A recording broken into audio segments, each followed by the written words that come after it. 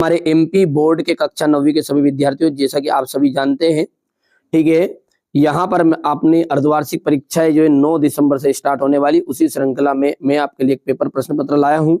ठीक है, संभवतः यही प्रश्न पत्र आपके एग्जाम में मिल जाएगा आपको, तो देख लीजिए, एक नजर मार लीजिएगा इस पे। छायावाद के जनक माने जाते हैं। देखिए, छायावाद के जो जनक है वो कौन है? सुमित्रा नंदन पंत है। कौन है? जयशंकर प्रसाद। ब्रिटिश राज का गहना थी हथकड़ियां। काव्य की शोभा बढ़ाने वाले धर्म को क्या कहते हैं? काव्य की जो शोभा बढ़ाते हैं उसे अपन कहते हैं अलंकार। क्या कहा जाता है उसे? अलंकार। मैं अब पुस्तकों के भीतर था, नीचे दिए गए वाक्यों में से कौन सा अर्थ बताता है? लेखक जो है, लेखक पुस्तक पढ़ने में रम गया था। लेखक पुस्तक पढ़ने में रम गया था। रचना के आधार पर वाक्य के कितने भेद हैं? रचना के आधार पर वाक्य के 3 भेद हैं। कितने भेद है? 3। मृत्यु का तरल दूत कौन था? मृत्यु का तरल दूत कौन था? तेज गति से आता हुआ बाढ़ का पानी। तेज गति से आता हुआ बाढ़ का पानी। काली तू रजनी भी शासन की करनी भी काली। तो यहाँ पर काली एकदम राइट आंसर हो जाएगा इसका। काम श्रृंगार का रस का स्थायी भाव होगा बेटा, तो श्रृंगार रस का स्थायी भाव होता है रति, जो कि इस तरीके से लिखना है। कामयानी क्या है? एक महाकाव्य है। चलिए आगे बढ़ते हैं। हो गया। अब दाडे तिब्बत, देख सकते हैं आप, दाडे तिब्बत में सबसे खतरे की जगह है। सबसे खतरे की जगह है। रचना के आधार पर वाक्य के प्रकार होते हैं, तो रचना के आधार पर वाक्य होते हैं 3 प्रकार के। कितने प्रकार के? 3 प्रकार के। हम हाथी पे ना जुत पाया, हम पे बेल है, तो यहाँ पे हल आंसर आ जाएगा।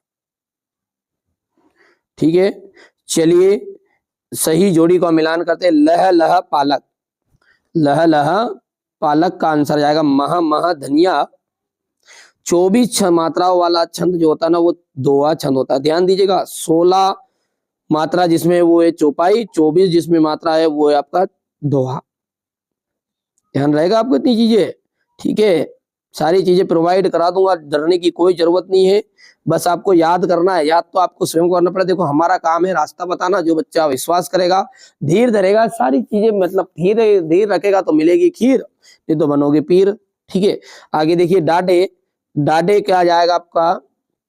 यहां से तीसरे का मिलान करना आपको, तिब्बत।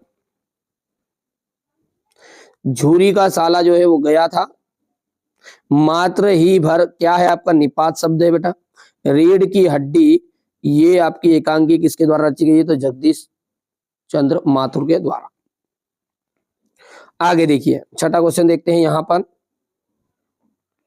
गोपी श्री कृष्ण की तरह मोर पंख का मुकुट धारण करने के लिए तैयार नहीं है।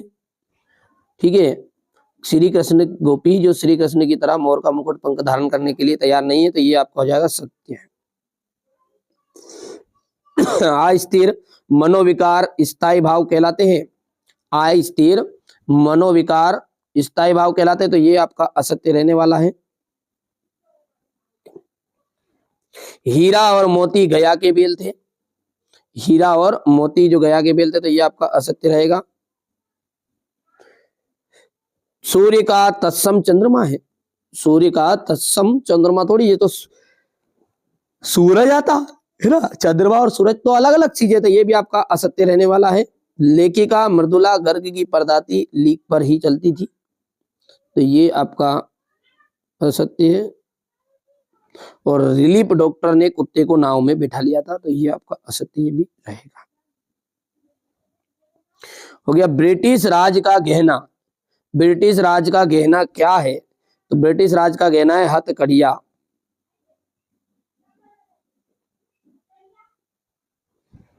बिना पूर्वापर संबंध में के स्वयं में पूर्ण होने वाला काव्य क्या कहलाता है? मुक्तक काव्य। क्या कहलाता है आपका? मुक्तक काव्य। सांवले सपनों की याद के लेखक का क्या नाम है? सांवले सपनों की याद के लेखक का नाम है जाकिर हुसैन। जाकिर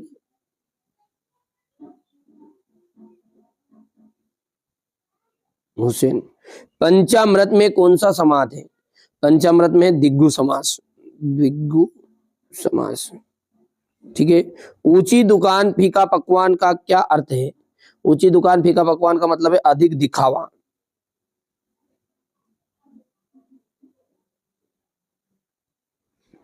आपके पाठ्यक्रम में फणीश्वर नाथ रेणु की रचना कौन सी है? आपके पाठ्यक्रम में रचना कौन सी है? तो इस जल प्रलय में, इस जल प्रलय में। हो गया इतना। भक्ति काल की प्रमुख 4 विशेषताओं का उल्लेख करना है। छायावाद के 2 कवि और उनकी एक रचनाओं के नाम बताना है। ब्रजभूमि के प्रति कवि रसखान का प्रेम किन किन रूपों में अभिव्यक्त हुआ? किस शासन की तुलना तम के प्रभाव से की गई और क्यों? कवि ने को कोयल से ईर्ष्या क्यों हो रही है? बच्चों का काम पर जाना धरती के लिए एक बड़े हादसे के समान क्यों है? रसखान की 2 रचनाओं के नाम लिखिए। माखन लाल चतुर्वेदी के काव्य के भाव पक्ष को प्रकाश डालिए। खंड काव्य की परिभाषा, खंड काव्य के नाम, रौद्र रस की परिभाषा और एक उदाहरण देना है। दोहा छंद की परिभाषा उदाहरण सहित देना है। जीवनी और आत्मकथा में अंतर आपको देना है, देख सकते हैं जी। क्वेश्चन नंबर 15 हो गया। 16, 17, 18 जी आपका 19, ये 20, 21, 22 और ये 23 हो गया। चलिए